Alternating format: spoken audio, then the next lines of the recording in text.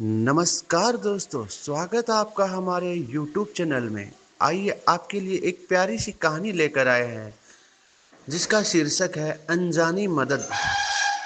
आइए कहानी शुरू करते हैं। रात के 11 बज रहे थे और अचानक घर की घंटी बजी। रवि चौंक गया। इतनी रात को कौन आया होगा? दरवाजा खोलकर घर के बाहर आया तो देखता है सामने एक वृद्ध सज्जन खड़े हैं। एक ऑटो पर आए हुए तेजी से हाँफ रहे थे। उन सज्जन ने उससे पूछा, बेटा आपका नाम? तो उसने कहा, रवि। वर सज्जन ने कहा, हे भगवान, तेरा लाख लाख धन्यवाद, घर मिल गया। रवि को कुछ समझ नहीं आया। वर सज्जन ने कहा, पानी मिलेगा? रवि ने कहा, अंदर आइए। और रवि ने उनको पानी पिलाया। उसके बाद वर सज्जन ने रवि के हाथ में एक चिट्ठी दी। रवि ने उस चिट्ठी को पढ़ा। पढ़ कर वह दूसरे कमरे में गया। 3-4 मिनट में रवि वहां वापस आया और उस ऑटो वालों को कहा, भाई साहब आप चले जाइए। और वर सज्जन का सामान उतारकर घर के अंदर ले आया और कहा, अंकल रात बहुत हो गई है, आप सो जाइए, मैं आपका काम कल सुबह कर दूंगा। उस चिट्ठी में रवि के पिता ने रवि के लिए कुछ लिखा था और वृद्ध सज्जन ने कहा कि आपके पिता ने मुझे भरोसा दिलाया है कि मेरा लड़का आपका काम जरूर जरूर करेगा। आप बिना किसी चिंता के निसंकोच वहां चले जाओ। बात यह थी कि उस वृद्ध सज्जन के एकमात्र बेटे का अचानक एक सड़क दुर्घटना में देहांत हो गया था। सिर्फ बुजुर्ग दंपति घर में थे और लालन पालन की दिक्कत होने लग गई थी। यहाँ तक कि दैनिक जीवन के खर्चों की भी पूर्ति नहीं कर पा रहे थे। वह तो अपने बेटे की मृत्यु का कंपनसेशन लेना नहीं चाहते थे, लेकिन जब कोई रास्ता ना बचा तो मजबूरी में उनको कंपनसेशन लेने का सोचना पड़ा।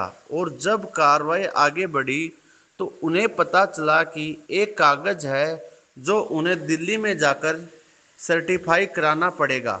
सालों साल वर्ष सज्जन अपने छोटे से गांव से बाहर नहीं निकले थे।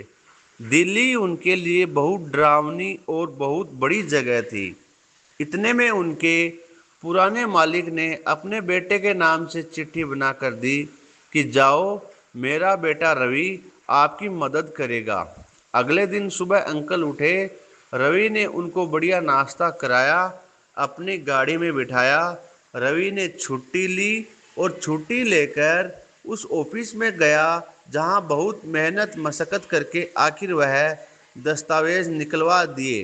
दस्तावेज सर्टिफाइड कराने के बाद अंकल के बस की टिकट करा दी।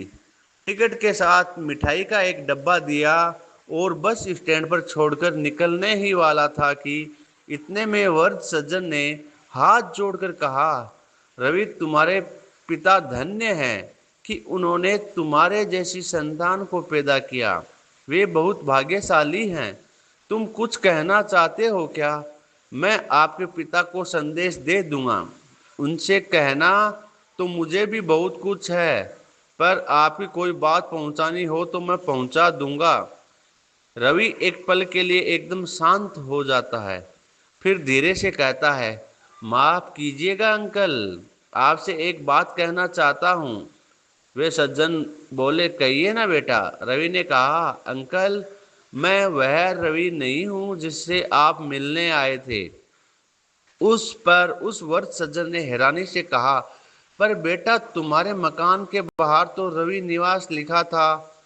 हाँ अंकल, वह मेरा रवि निवास है, मेरा नाम भी रवि है, लेकिन मैं वह रवि नहीं हूँ जिसे आप ढूंढने आए थे।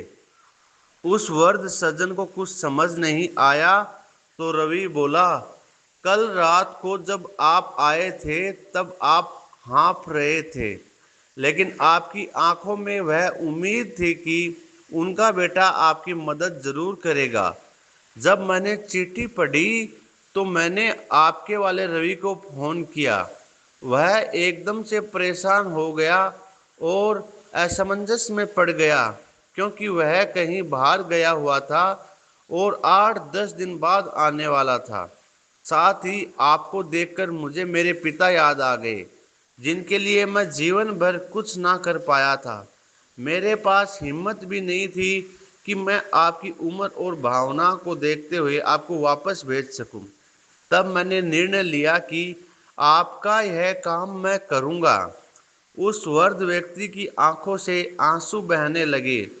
वह बोले, तुम रवि को जानते नहीं हो? रवि बोला, अंकल मैं उस रवि को नहीं जानता। रवि को नहीं जानता? आपकी चिट्ठी में उनका फोन नंबर था। मैंने उन्हें फोन लगाया। उस पर उन्होंने फिर से पूछा, तुम वह रवि भी नहीं हो? वह फिर बोला, हाँ मैं वह रवि भी नहीं हूँ। उस पर उस वर्द ने कहा, फिर भी तुमने मेरे लिए छुट्टी ली और इतना किया। कौन कहता है भगवान नहीं होता? कौन कहता है कि ईश्वर नहीं होता? इसको बार बार दोहराते हुए बस में बैठकर चले गए। रवि अपने घर पहुंचा और उस रात उसे अपने जीवन की सबसे ज्यादा सुकून वाली नींद आई। साथियों, जीवन में हम अपने रिश्तेदारों की, दोस्तों की, अपने परिवार वालों की, अपने साथ काम करने वालों की मदद करते हैं। इतने में ही हमारी दुनिया सिमट जाती है। पर क्या कभी हमने बिना किसी कारण के किसी अनजान की, जिसे हम जानते नहीं पहचानते नहीं, उनकी मदद की है? एक बार ऐसा करके देखें, हम भी चैन की ऐसी दशा का अनुभव करेंगे जिसे शायद हम सभी खोज रहे हैं। आपको यह कहानी कैसी लगी कमेंट बॉक्स में ज़रूर बताएं। साथ ही चैनल पर नए हो तो चैनल को सब्सक्राइब करें, लाइक करें और शेयर करें। धन्यवाद।